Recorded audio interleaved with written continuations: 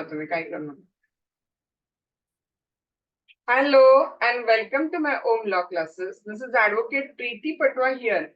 And today the question we are going to start is the development of the legal profession in India. See friends, we have a well-developed legal profession today in India. आणि आपल्या भारतातलं जे law profession आहे त्याला आज आपल्याकडे advocate act apply होतो. Okay, we have a well develop legal profession in India. आणि त्याला जो कायदा ऍप्लिकेबल आहे तो कुठला सांगा तर advocate act is the law which is going to be applied. Advocate act पण एका दिवसात डेव्हलप झालेलं आहे काय, किंवा लॉ प्रोफेशन जे भारतामधलं झालेलं आहे ते एका दिवसामध्ये डेव्हलप झालेलं आहे काय, तर अर्थातच नाही. For the development of the legal profession in India it took a long time. बराच कालावधी लागलेला होता. अगदी जर आपण एन्शियंट काळामध्ये गेलो तर एन्शियंट काळामध्ये आपल्याला थोडंफार मनु कौटिल्याच्या अर्थशास्त्रात वगैरे रेफरन्स मिळेल की there was a law profession. पण ते आज जसं वेल डेव्हलप्ड लॉ प्रोफेशन आहे तसं काय ते वेल डेव्हलप्ड लॉ प्रोफेशन नव्हतं. अगेन जर आपण सेकंड पिरियड जो बघणार आहे तो Mughal period, Mohammedan period, medieval period, हा त्या काळामध्ये बघितलं तर we may found some concept about the vakil etcetera. पण आज जे वकील आहेत तशी ती वकिली कन्सेप्ट नव्हती. Vakil was just an agent type मध्ये तिथं होते. ओके, त्याच्यानंतर थोडी थोडी लॉ प्रोफेशनची डेव्हलपमेंट सुरू झाली ती ब्रिटिशर्सच्या काळामध्ये. वेगवेगळे ऍक्ट येत गेले आणि त्या ऍक्टच्या थ्रू नवीन नवीन नवीन नवीन इम्प्रुव्हमेंट होत होत होत लॉ प्रोफेशन काय झालं सांगा तर डेव्हलप झाला. आणि फायनली आफ्टर इंडिपेंडन्स मग आपलं लॉ प्रोफेशन प्रॉपर डेव्हलप झाला. बार council of India, state bar council आलं, लॉ कॉलेजेस आले, लॉ कॉलेजची LLB ची डिग्री आली. हा त्याच्यानंतर तुम्ही ऑल इंडिया बार काउन्सिलची एक्झाम देतात, त्याच्यानंतर तुम्ही ऍडव्होकेट होता.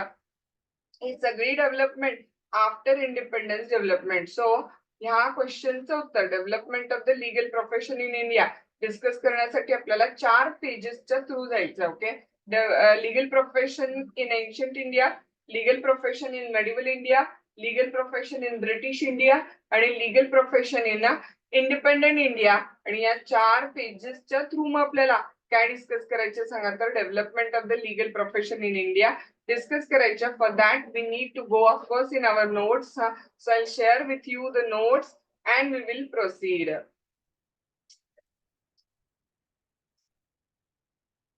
बघा काय लिहिलं आता. हा, development of the legal profession in India. Roman 1 काय करायचं आपल्याला introduction.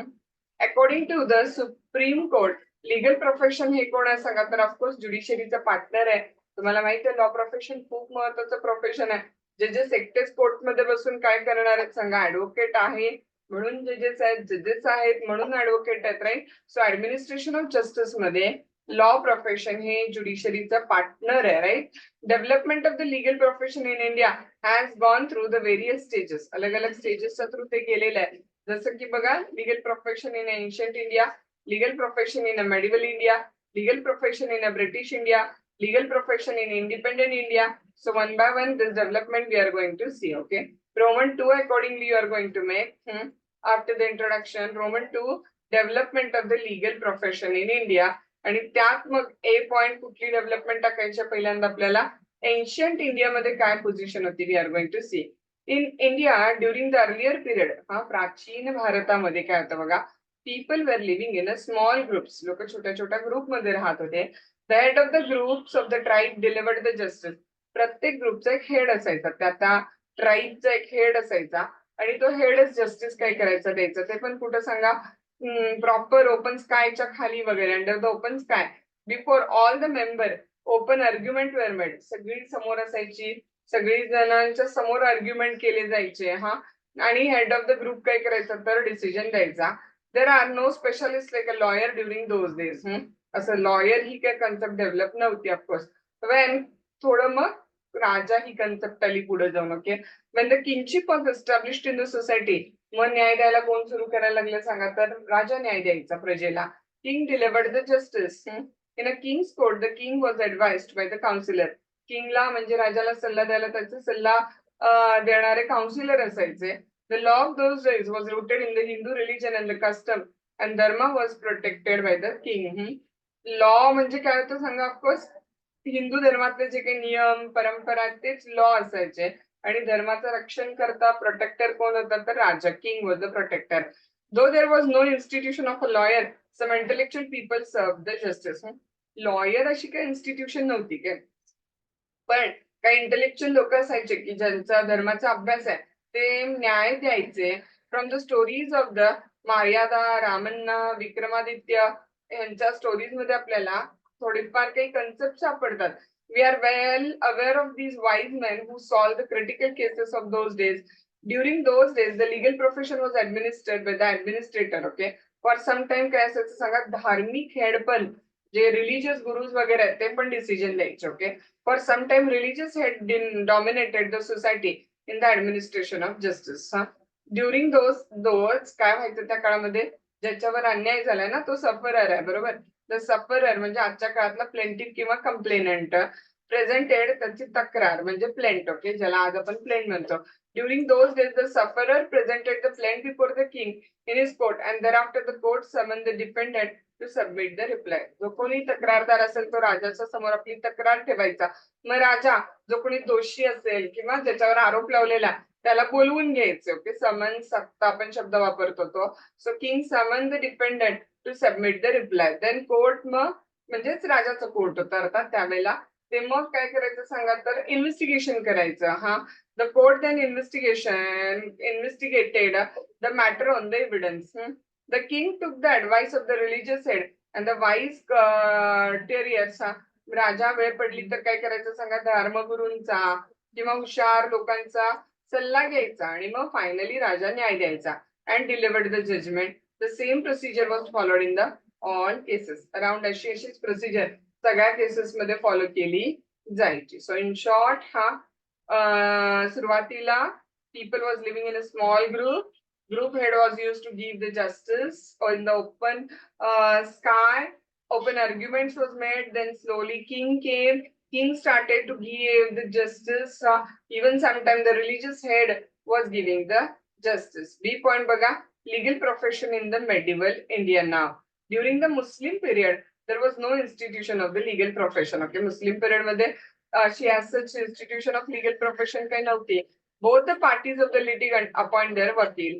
This body decides the case and they were paid a percentage of the amount in the suit. Okay, दोन्ही पार्टी आपलं काय करायचं तर वकील अपॉइंट करायचे आणि ते दोघेही आपापल्या केस साठी म्हणून आपल्या वकीलना काय करायचं तर एक amount of percentage of money द्यायचं तिथं.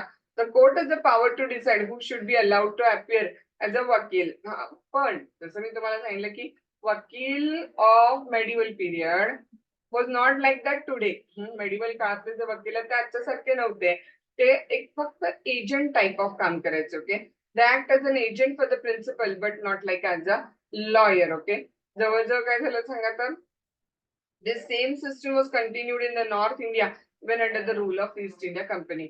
नंतर भारतामध्ये ईस्ट इंडिया कंपनीची एंट्री झाली. तुम्हाला माहिती आहे 1600 साली व्यापाराच्या कारणानं म्हणून ईस्ट इंडिया कंपनी भारतात एंटर केली आणि नंतर त्यांनी आपल्यावरती काय केलं सांगा तर 150 वर्ष त्यांनी आपल्यावरती राज्य केलं.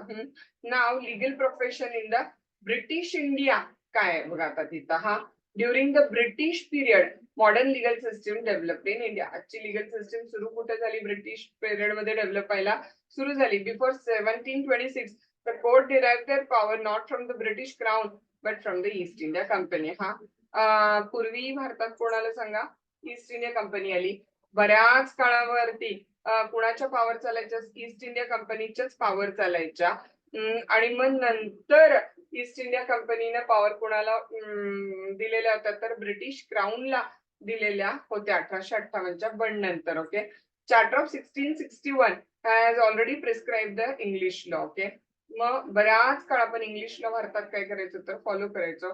एनिवे, महत्वाचे जे काही ऍक्ट आहेत, चार्टर आहेत, ज्यांना भारतात लॉ प्रोफेशनची डेव्हलपमेंट झाली ते वन बाय वन आपण डिस्कस करायला चालू करू. लक्षात घ्या, आपण जे आज रूल म्हणतो किंवा ऍक्ट म्हणतो ते तिथं काय पास व्हायचं तर ब्रिटिशर्स भारतासाठी चार्टर पास करायचा आणि तो चार्टर भारतामध्ये अप्लाय व्हायचा, नियम भारतामध्ये अप्लाय व्हायचा. हा, मग चार्टर ऑफ 1726 ने काय केलं सांगा, जेव्हा ब्रिटिशर भारतात आले की नाही त्याला प्रत्येक राज्यासाठी प्रत्येक गावासाठी वेगळी कोर्ट सिस्टीम, वेगळी न्याय प्रक्रिया होती हा. म्हणून मग पहिला स्टेप काय घेतली त्यांनी, चार्टर ऑफ 1726 आणला. In 1726, the Crown issued the Charter of 1726 and the Mayor Court were established in the presiding town of the Bombay. हा काय एस्टॅब्लिश केलं सांगा त्यांनी, तर मेयर कोर्ट एस्टॅब्लिश केलं. कुठं? Presiding towns. आता प्रेसिडेन्सी टाउन्स म्हणजे काय होते बघा, आज ज्याला आपण बऱ्यापैकी मेट्रोपॉलिटन सिटी म्हणतो, त्या काळामध्ये ते प्रेसिडेन्सी टाउन्स होते. मग कुठले प्रेसिडेन्सी टाउन्स होते बघा तेव्हा, बॉम्बे, कलकत्ता आणि मद्रास या प्रेसिडेन्सी टाउन मध्ये त्यांनी मेयर कोर्ट एस्टॅब्लिश केले. हे मेयर कोर्ट ब्रिटिश चार्टरनं पास झालेले आहेत ना, किंवा बनवलेले आहेत. त्यामुळे they were called as the royal court. They were royal court. आणि ते फॉलो पण प्रोसिजर कुठली करायची, इंग्लिश लॉची. Okay, they followed the procedure based on the English law, but there were no facilities to get the legal training. पण as such legal training वगैरे काय फार नव्हता. Many persons who have no knowledge of the law were used to practice before the said court. ज्या लोकांना लॉचं काही knowledge पण नसायचं, तेच लोक कोर्टात जाऊन आपला बाजू काय करायचं तर मांडायचे. Mayor court has no jurisdiction in the criminal cases. हा, आणि परत ड्रॉबॅक काय होता सांगा, ह्या मेयर कोर्टाला क्रिमिनल ज्युरिस्डिक्शन काय नव्हता.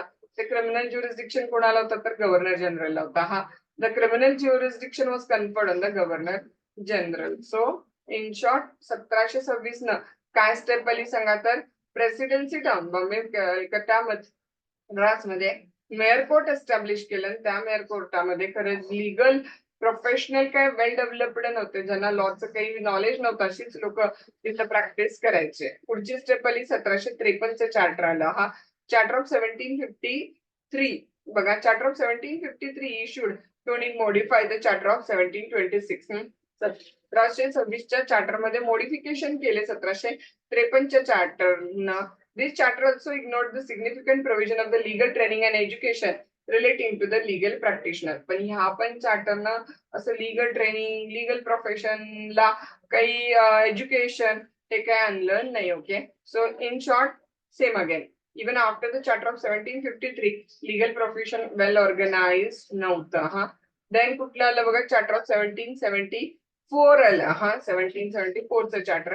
What happen by this charter बघा काय लिहिलं आहे, 1774च्या चार्टरनं त्यांनी ना सुप्रीम कोर्ट आणलं. काय, हा, रेग्युलेटिंग ऍक्ट पास केला आणि रेग्युलेटिंग ऍक्ट ने सुप्रीम कोर्ट आणलं.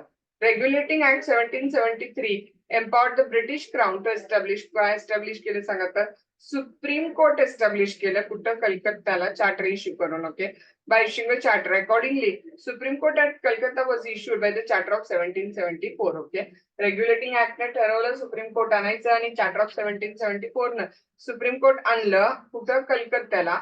आणि मग पुढं मद्रासला पण सुप्रीम कोर्ट आणलं 1801 ला. तर चेन्नई माहित आहे तुम्हाला. हा, supreme court in Madras was established in 1801, 1801 ला. आणि supreme court was established in 1823 कुठे सांगा, तर आजची मुंबई, तेव्हाचा बॉम्बेला. हा, म्हणजे इन शॉर्ट परत कलकत्ता, मद्रास, बॉम्बे तिन्ही ठिकाणी काय आणलं सांगा, तर सुप्रीम कोर्ट आणलं. हा, मग आता ह्या कायद्यानं काय केलं बघा, ऍडव्होकेट ही कन्सेप्ट डेव्हलप झाली काय बघूया आपण पुढे. हा, clause 2 of the charter of 1774 empowered the said Supreme Court of Judicature at Calcutta to approve and enroll the advocate and attorneys in the law. हा, इथं थोडा रेफरन्स आला. हा, 1774च्या चार्टरचा क्लॉज 2 मध्ये सुप्रीम कोर्ट ऑफ कलकत्ताला परवानगी दिली की ते अटॉर्नीज ऍट लॉ आणि ऍडव्होकेटना काय करू शकतात, तर एनरोल करून घेऊ शकतात. They were to be attorney of record. हा, त्यांना काय अधिकार दिला, कोर्ट सुप्रीम कोर्टात येऊन तुम्ही अपियर होऊ शकता केसमध्ये. They were authorized to appear and act in the Supreme Court. Supreme Court had a power to remove any advocate or attorney on a reasonable ground. Advocate ने काही चूक केली तर रिजनेबल ग्राउंड वर त्याला रिमूव्ह करायचा अधिकार सुप्रीम कोर्टाला दिला. Indian legal practitioners were not allowed to enter the supreme court. हा, परत महत्वाचा मुद्दा. हा, इंडियन लीगल प्रॅक्टिशनरना मात्र ब्रिटिशांनी परवानगी दिली नाही की ते सुप्रीम कोर्टात एंटर करतील म्हणून. हा, at that time advocate means the British and Irish barrister. Advocate कोण होतं समजून घ्या. At that time advocate means the British and Irish barrister and the member of the faculty of the advocate in Scotland. म्हणजे advocate म्हणजे भारतात LLB ची degree घेतलेला नाही. ऍडव्होकेट म्हणजे कोण सांगा, British Irish barrister and the member of the faculty of the advocate in the Scotland. हा, the term attorney applies to the British attorneys or the solicitor. आणि अटॉर्नी पण इंडियन नाही, अटॉर्नी सुद्धा कोण सांगा, तर ब्रिटिश अटॉर्नी किंवा British solicitors असायचे. हा, सो इन शॉर्ट 1774च्या चार्टरनं कलकत्ताला सुप्रीम कोर्ट आणलं. नंतर 1801 आणि 1823 मध्ये मद्रास आणि बॉम्बेला पण सुप्रीम कोर्ट आणलं. हा, 1774च्या चार्टर मध्ये क्लॉज 2 मध्ये ऍडव्होकेट आणि अटॉर्नी इन लॉ ना सुप्रीम कोर्टात प्रॅक्टिस करायची परवानगी दिली. पण लिगल प्रॅक्टिशनर ऑफ इंडिया मात्र not allowed to practice in the supreme court. हा, कुठल्या फक्त ऍडव्होकेटना परवानगी होती सुप्रीम कोर्टात प्रॅक्टिस करायला? आयरिश बॅरिस्टर आणि member of the faculty of the advocate in the Scotland, British barrister यांनाच फक्त परवानगी होती. आता पुढची स्टेप बघा, बेंगॉल रेग्युलेशन ऍक्ट 1793. हा, त्यानं काय केलं बघा, Bengal regulation 1793 permitted the qualified Hindu and Muslim person only to enroll as a pleader, and the Bengal regulation of 1833 allowed all the qualified person of the nationality of any or a religion to enroll as a pleader of the सदर दिवाणी अदालत. बघा, supreme कोर्टात नाही, पण आणखीन एक छोटीशी प्रगती झाली. बेंगॉल रेग्युलेशन ऍक्ट 1793 हा काय केलं सांगा, हिंदू आणि मुस्लिम क्वालिफाईड लॉ क्वालिफाईडना प्रॅक्टिस करायला एनरोल करायची परवानगी दिली. हिंदू आणि मुस्लिम पर्सन्सना जे क्वालिफाईड आहेत त्यांना as a lawyer advocate enrol करायची परवानगी दिली. आणि पुढे जाऊन बेंगॉल रेग्युलेशन ऍक्ट 1833 ना क्वालिफाईड पर्सन ऑफ एनी रिलिजनला लॉ प्रॅक्टिस साठी एनरोल करायची परमिशन दिली. पण फक्त कुठं सांगा, सदर दिवाणी अदालत. हे खालचं सिव्हिल कोर्ट होतं, सदर दिवाणी अदालत. आलं लक्षात? म्हणजे एक छोटीशी खालच्या कोर्टात एंट्री कुणाला दिली, तर हिंदू मुस्लिमना आधी आणि मग नंतर एनी रिलिजनला दिली. ओके, पुढे बघा काय लिहिलं, द लिगल प्रॅक्टिशनर ऍक्ट 1853 काय केलं बघा. हा,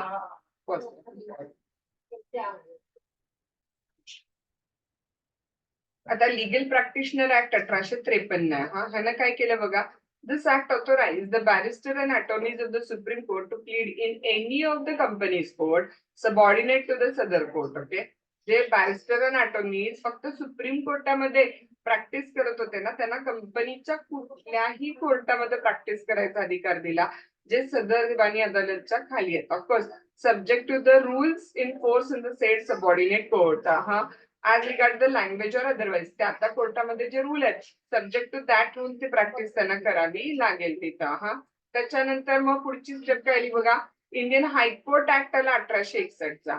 इंडियन हायकोर्ट ऍक्ट ने काय केलं सांगा, तर empower the government to establish the high court in the presidency town. आधी मेयर कोर्ट आलं होतं 1726च्या चार्टरनं. हा, त्याच्यानंतर काय झालं सांगा, तर सुप्रीम कोर्ट आलं 1773 आणि 74च्या चार्टरनं. हा, त्याच्यानंतर आता 1861च्या इंडियन हायकोर्ट ऍक्ट ना भारतामध्ये काय आणलं, तर हायकोर्ट आणले सेम अगेन प्रेसिडेन्सी टाउन मध्ये. After the establishment of high court, civil court were well organised in the different town. हा, मग सिव्हिल कोर्टाला प्रॉपर ऑर्गनाइज केलं. क्रिमिनल कोर्टाला पण ऑर्गनाइज केलं. कशाला सांगा, तर क्रिमिनल प्रोसिजर कोड 1898 न काय केलं सांगा, तर क्रिमिनल कोर्टाला पण प्रॉपर ऑर्गनाइज केलं.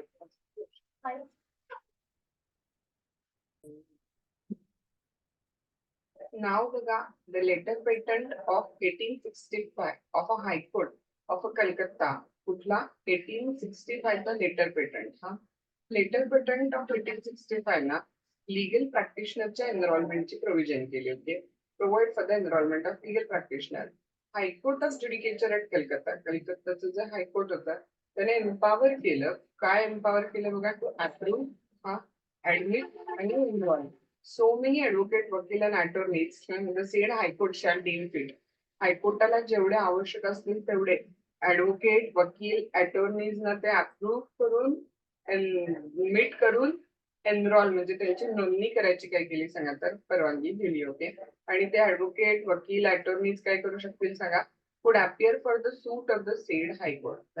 हायकोर्टामध्ये काय करतील तर सूट त्यासाठी ते अपियर होतील तिथं. आता पुढचा लीगल प्रॅक्टिशनर ऍक्ट 1879 त्यानं काय केलं बघा. Under the legal practitioner act 1879 the term legal practitioner म्हणजे काय ते सांगितलं. म्हणजे लॉ प्रॅक्टिशनर, लीगल प्रॅक्टिशनर म्हणजे कोण आहे बघा तिथं, मीन्स ऍडव्होकेट, वकील, अटॉर्नी ऑफ द हायकोर्ट, नंतर प्लीडर, मुख्तार, कोण कोण आलं बघा लिगल प्रॅक्टिशनर मध्ये बरीच मोठी लिस्ट केली, वायडर लिस्ट केली. लॉ प्रॅक्टिस कोण कोण करू शकता? ऍडव्होकेट, वकील, attorney of high court, leader, Mukhtar, हा रेव्हेन्यू एजंट, हा who were non-graduate and matriculates only. Okay, जे ग्रॅज्युएट सुद्धा नव्हते अशा लोकांना सुद्धा लॉ प्रॅक्टिस करायची परवानगी दिली. All these were brought under the jurisdiction of the high court. सगळ्यांना हायकोर्टाच्या ज्युरिस्डिक्शन खाली आणलं. Vakil were the person who had taken the law degree from the Indian university. वकील म्हणजे कोण होते सांगा, ज्यांनी इंडियन युनिव्हर्सिटीतनं लॉ डिग्री घेतलेली आहे. लीडर आणि मुख्तार कोण होते तर इंडियन लॉयर्स होते. पण ऍडव्होकेट मात्र ब्रिटिश बॅरिस्टर असणार. हा, but advocate were to be barrister.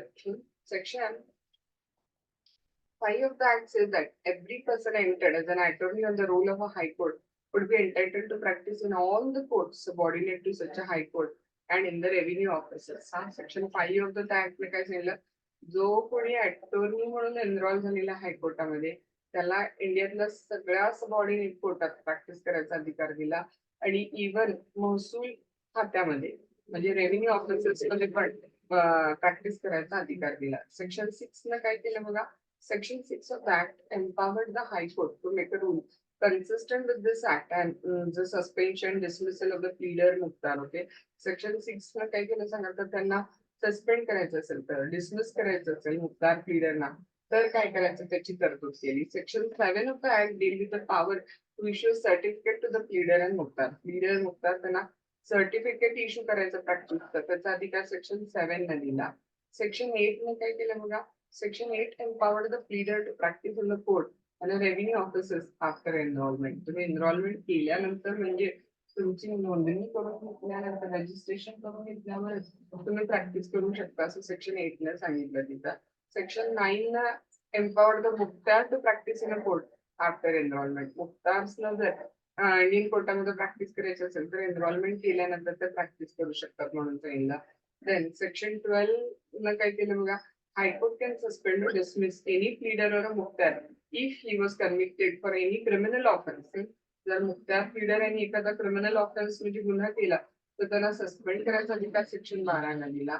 Section 13 न हायकोर्ट कॅन सस्पेंड और डिसमिस प्लीडर और Mukhtar guilty of unprofessional conduct. एखाद्या प्लीडर किंवा मुख्तारना अनप्रोफेशनल कंडक्ट केलं तर त्याला डिसमिस करायचा अधिकार सेक्शन 13 ने काय केला तर दिला. सेक्शन 14 ने काय केलं बघा, Section 14 of the Act made a provision in respect of the procedure when charge of unprofessional conduct was brought in a subordinate or revenue offices. Subordinate कोर्टात किंवा वर्धा हायकोर्टात अनप्रोफेशनल कंडक्ट केलं होतं 12-13 सेक्शन मध्ये. आता 14 सेक्शन मध्ये तुम्ही खालच्या कोर्टात, सबऑर्डिनेट कोर्टात किंवा रेव्हेन्यू ऑफिसेस मध्ये जर अनप्रोफेशनल कंडक्ट केलं असेल तर त्याचे प्रोसिजर काय ते सेक्शन 14 मध्ये दिलं. आणि section 17 of the act deal with the power of the chief controlling revenue authority. कुणाची पॉवर दिली बघा, chief controlling revenue authority to make a rule consistent with this act as to the qualification, suspension, dismissal etcetera of the revenue agent. हा, revenue एजंटची qualification काय असावी, त्यांना suspend कसं करताय, डिसमिस कसं करताय, हे कशामध्ये दिलं तर सेक्शन 17 मध्ये दिलेलं. Okay, so all these provisions are included in this particular act. Then Indian Bar Committee Act आला 1923 चा. हा, काय झालं बघा आता ह्याच्यामध्ये कमिटी, त्याचं नाव काय दिलं बघा, इंडियन बार कमिटी. चेअरमन कोण होतं बघा ह्या इंडियन बार कमिटीचं, under the chairmanship of Sir Edward Chamier. ती कमिटी कधी कन्स्ट्रक्ट केली, कधी सुरू केली किंवा कधी अपॉइंट केली तर 1923 ला इंडियन बार कमिटी. कशासाठी केली बघा, to consider the issue of organization of the bar on all India basis. पूर्ण भारतात एक बार काउन्सिल असू दे म्हणून ही कमिटी बनवली होती, पण त्या कमिटीने काय ते फेवर केलं नाही. The committee did not favor the establishment of all India Bar Council. It was of the view that Bar Council should be constituted for each high court. त्या हायकोर्टाला वेगळं बार काउन्सिल करा, ऑल इंडिया बार council establish करा असं काय त्या कमिटीनं suggest केलं नाही. मग आली इंडियन बार काउन्सिल ऍक्ट आला कधीचा 1926 चा बघा. In 1926 the Indian bar council act was enacted to provide a bar council for each high court. प्रत्येक हायकोर्टासाठी काय एस्टॅब्लिश केलं तर एक बार काउन्सिल प्रोव्हाइडेड, सांगितलं की इच हायकोर्टासाठी एक बार काउन्सिल एस्टॅब्लिश करा. हायकोर्ट कुठले कुठले, बॉम्बे हायकोर्ट आणि Calcutta high court allowed non barrister advocate to practice. समजून घ्या. एक पुढची स्टेप, जे इंग्लंड मधले ऍडव्होकेट नसतील त्यांना सुद्धा, नॉन बॅरिस्टर ऍडव्होकेटना सुद्धा प्रॅक्टिस करायचा अधिकार कशाने दिला सांगा, तर इंडियन बार काउन्सिलने दिला. Thus, distinction between barrister advocate was abolished. Barrister आणि ऍडव्होकेट हा डिस्टिंक्शनच काय करून टाकला सांगा, तर अबॉलिश केला. The pleader and mukhtar practising in a mofussil court were not within the scope of a Indian Bar Council Act 1926. तर प्लीडर्स आणि मुख्तार्स मात्र इंडियन बार काउन्सिल 1926 च्या विदिन लिमिट येत नव्हते तिथं. त्याच्यानंतर बघा काय लिहिलं तिथं, even after the enactment of Bar Council Act 1926, High Court had the power of enrollment of advocate, and the function of the Bar Council was advisory in nature. हा 1926 चा बार काउन्सिल ऍक्ट आल्यानंतर सुद्धा अजून ऍडव्होकेटचं एनरोलमेंट कोण करत होता, हायकोर्टच करत होता. आणि बार काउन्सिल फक्त सल्ला द्यायचं, ऍडवायझरी नेचर होतं बार काउन्सिलचा हा. And the Bar Council was advisory in the nature, and the rule made by the Bar Council were to be effective only on the approval of the High Court. Even Bar Councilचे नियम अंमलात आणायचं असतील तर हायकोर्टाची परवानगी approval लागायचं. Section 10 of the Indian bar council act 1926 empowered the High Court to reprimand, suspend, or remove from practice any advocate of the High Court if he is guilty of the professional or other misconduct. जर एखादा हायकोर्टाचा ऍडव्होकेटनं professional misconduct केलं, advocate या प्रोफेशनशी त्यानं काहीतरी गद्दारी केली, misconduct केला, तर त्याला सस्पेंड करायचा, रिप्रिमांड म्हणजे समजून सोडून द्यायचा, किंवा इव्हन रिमूव्ह पण करायचा अधिकार कोणाला तर सांगा, तर तिथं it was given to the high court. नाव इन द सेम इयर, त्याच वर्षी 1926 ला अजून एक ऍक्ट, त्याला लिगल प्रॅक्टिशनर फीज ऍक्ट, म्हणजे ऍडव्होकेटनी किती फी घ्यावी, काय घ्यावी त्याबाबतचा मुद्दा डिस्कस केलेला होता. Was passed regulating the rights and liabilities of the legal practitioner. Legal प्रॅक्टिशनरच्या राईट्स लायबिलिटीजसाठी 1926 चा लिगल प्रॅक्टिशनर फीज ऍक्ट झाला. सो बघा, इथपर्यंत ब्रिटिश इंडियामध्ये म्हणजे ब्रिटिशर्सच्या काळामध्ये वन बाय वन एक एक स्टेप्स येत गेल्या. जसं की 1726 ला मेयर कोर्ट एस्टॅब्लिश केलं, पण प्रॉपर लिगल सिस्टीम नव्हती. 1774 ला सुप्रीम कोर्ट आणलं कलकत्त्याला.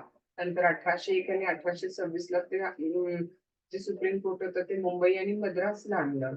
त्याच्यानंतर मग हळूहळू वन बाय वन स्टेप्स येत गेल्या. आधी फक्त ब्रिटिश ऍडव्होकेट प्रॅक्टिस करायला परवानगी दिली, मग नंतर हळूहळू इंडियन एनरॉयडना पण एंट्री दिली तिथं. So up to the point the Bar Council Act 1926 आणि establishment of the bar council for every high court इथपर्यंत काय झालं, तर बिफोर इंडिपेंडन्सची डेव्हलपमेंट इथं होती.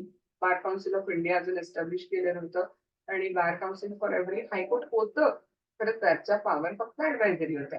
स्टील सगळ्या पॉवर कोणाकडे होत्या, तर हायकोर्टाकडेच होत्या, ऍडव्होकेटच्या एनरोलमेंटच्या वगैरे. मग आता बघा, लेट्स चेकआउट आपल्या भारताला जेव्हा स्वातंत्र्य मिळालं, लास्ट स्टेज येते legal profession in independent India कसं डेव्हलप झालं चेकआउट करूया. बघा, नंबर 1,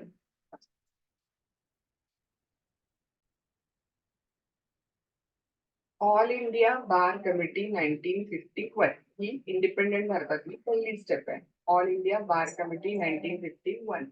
बघा काय काय झालं. In 1951, All India Bar Committee was constituted under the chairmanship of Justice S.R. Das. S.R. Das यांच्या chairmanship खाली इंडियन बार कमिटी काय केली सांगा, तर एस्टॅब्लिश केली. ऑल इंडिया बार कमिटी जस्टिस S.R. Das यांच्या chairmanship खाली. Committee in its report recommended the establishment of All India Bar Council and State Bar Council. आता मात्र या कमिटीने सांगितलं की अखंड भारतासाठी म्हणून एक ऑल इंडिया बार काउन्सिल पाहिजे, आणि प्रत्येक राज्यासाठी म्हणून एक स्टेट बार काउन्सिल असायला पाहिजे. It recommended the power of enrolment, suspension और removal of the advocate to the bar council. परत महत्वाची स्टेप बघा, हायकोर्टाकडे नाही, वकिलांचं एनरोलमेंट म्हणजे नोंदणी, ते रॉंग केलं, प्रोफेशनल मिसकंडक्ट केला तर त्यांचं सस्पेन्शन, रिमूव्हल हे बार काउन्सिल कडे सगळं द्या. It recommended that a common roll of advocate should be maintain. ऍडव्होकेटची यादी बनवा, रोल बनवा, and they should be authorized to practice in all court in the country. आणि त्यांना भारतात कुठेही प्रॅक्टिस करायचा अधिकार द्या. It further recommended that there should be no further recruitment of the non-graduated pleader or Mukhtar. जी पूर्वीची कन्सेप्ट होती ना, प्लीडर, मुख्तार वगैरे, ते लॉ ग्रॅज्युएट नाही आहेत ना, त्यामुळे ती कन्सेप्टच कोर्टातल्या प्रॅक्टिस मधनं काढून टाका. The similar recommendation were made by the Fifth Law Commission of India in its 14th report. तीच recommendation Fifth Law Commission ने दिलेली त्यांच्या 14th report मध्ये. आणि मग accordingly finally law profession ला well organize करण्यासाठी भारतात कायदा आला. कुठला बघा, Advocate Act 1961 आला. As a result of the report of All India Bar Committee, central government enacted कुठला कायदा बघा, All India Bar Committeeच्या report नुसार Advocate Act 1961 establish केला. This act has been forced to पूर्ण भारतात applicable आहे entire India. It brought revolutionary changes in the legal profession in India. भारतातल्या legal profession मध्ये बरेच बदल केले ह्या act ना. It was set out to achieve the unity and dignity of the profession of a law on all India basis. लक्षात घ्या. ब्रिटिशांचं धोरणच होतं फोडा आणि राज्य करा. त्यामुळे त्यांनी ऑल इंडिया बार काउन्सिल एस्टॅब्लिश करून दिलं नाही. पण भारतात जेव्हा ऍडव्होकेट ऍक्ट 1961 आला, लॉ प्रोफेशन मध्ये युनिटी आणि डिग्निटी आणण्यासाठी, सगळ्या देशातलं लॉ प्रोफेशन मध्ये समानता आणण्यासाठी एक ऑल इंडिया बार काउन्सिल पाहिजे. म्हणून ऍडव्होकेट ऍक्ट 1961 ऑल इंडिया बार काउन्सिल एस्टॅब्लिश केलं. The preamble of the act says that the act amend as well as consolidate the law relating to the legal practitioner. Legal practitioner the law consolidate करण्यासाठी म्हणजे एकत्रित करण्यासाठी हा कायदा आलेला. In all बघा advocate act मध्ये 60 सेक्शन आहे, 7 चॅप्टर्स आहेत. ओके, चॅप्टर 1 प्रिलिमिनरी इश्यूज ची डील करतं, जसं ऍक्टचं नाव काय, शॉर्ट टायटल, ऍक्टचं कमेन्समेंट, त्याचं extent etcetera.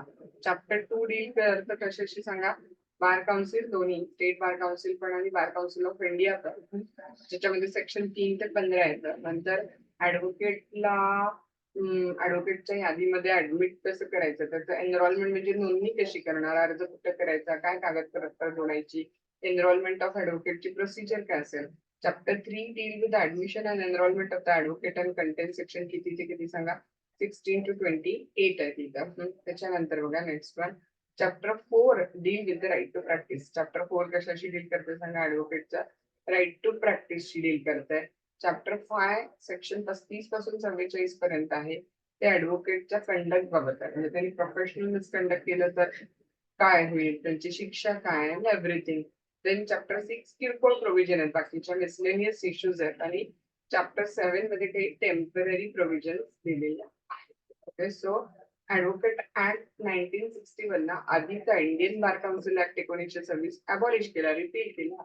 Advocate Act 1961 repealed the Indian Bar Council Act 1926 and it's all other law on the subject. Advocate Act provide for काय बनवलं Advocate Act next स्वायत्त body, independent, autonomous bar council प्रत्येक राज्यात पण in each state आणि परत संपूर्ण भारतासाठी ऑल इंडिया बार काउन्सिल बनवलं, consisting mainly of the representative of the state bar council under act. हा स्टेट बार काउन्सिलचं काम काय सांगतं, ऍडव्होकेटची नोंदणी करून घेणं. State Bar Council is to enroll the qualified person as an advocate आणि त्यांची ऍडव्होकेट यादी बनवणं and prepare the role of advocate practicing in the state. आणि मग thereafter a common role of advocate for the whole of India is to be prepared by the Bar Council of India. आणि state bar council राज्यातल्या ऍडव्होकेटचं enrolment करून त्यांचे role continue बनवत राहील आणि मग बार काउन्सिल ऑफ इंडिया संपूर्ण भारतातल्या ऍडव्होकेटचा रोल बनवत राहील तिथं. हा The Advocate Act, whose name was entered in the common role, would be entitled कशाला सांगत right to practice in all the court in India. हा ऍडव्होकेट ज्यांची नावं स्टेट बार काउन्सिलच्या एनरोलमेंट करून रोल मध्ये नोंद झालेली आहेत, त्यांना कुठल्याही भारतातल्या कोर्टमध्ये प्रॅक्टिस करायचा अधिकार मिळतो, इन्क्लुडिंग सुप्रीम कोर्ट. बरं का, Advocate Act 1961 was amended many times to bring in changes with the changing time and to solve the practical problem. Of course, वेळोवेळी ऍडव्होकेट ऍक्ट 1961 मध्ये अमेंडमेंट झालेले आहेत. आणि according to advocate act 1961 bar council have complete autonomous body आहे, ज्याच्यात कुणाचाही हस्तक्षेप नाही कामांमध्ये. त्यांच्या स्वायत्त आहे, इंडिपेंडेंट आहे, ऑटोनॉमस आहे. हा बार काउन्सिल हा become the complete autonomous body आहे with elected representative the advocate, ज्याच्यामध्ये वकिलांचे प्रतिनिधी निवडून आलेले बार काउन्सिल ऑफ इंडिया आणि स्टेट बार काउन्सिल मध्ये जातात तिथं. ओके, अकॉर्डिंगली काय झालं सांगा, तर इथे तुमचा development of the legal profession in India हा क्वेश्चन काय झाला सांगा, तर एंड झालेला आहे. इंट्रोडक्शन द्यायची, रोमन टू करायचं, development of legal profession in India. Ancient इंडियामध्ये काय झालं सांगायचं, मेडिवल इंडियामध्ये काय झालं ते सांगायचं. हा नंतर ब्रिटिश इंडियामध्ये बऱ्यापैकी डेव्हलपमेंट व्हायला चालू झाली. मग कुठल्या कुठल्या ऍक्टनं काय झालं ते सांगत जायचं. हा. आणि त्याच्यानंतर मग इंडिपेंडंट इंडियामध्ये काय झालं ते टाकायचं. ऍडव्होकेट ऍक्ट 1961 बद्दल थोडस डिटेलमध्ये टाकायचा. लास्ट पॉइंट करायचा कन्क्लुजन. सो एन्शियंट इंडियामधली डेव्हलपमेंट, मेडिवल इंडियामधली डेव्हलपमेंट, ब्रिटिश इंडियामधली डेव्हलपमेंट आणि after independence development of the law profession discuss करायचं. अकॉर्डिंगली हा तुमचा एक्झामच्या दृष्टीने एक इम्पॉर्टंट क्वेश्चन इथे एंड होत आहे. Development of the legal profession in India. I hope you all understood. If you have any doubt, you can ask me.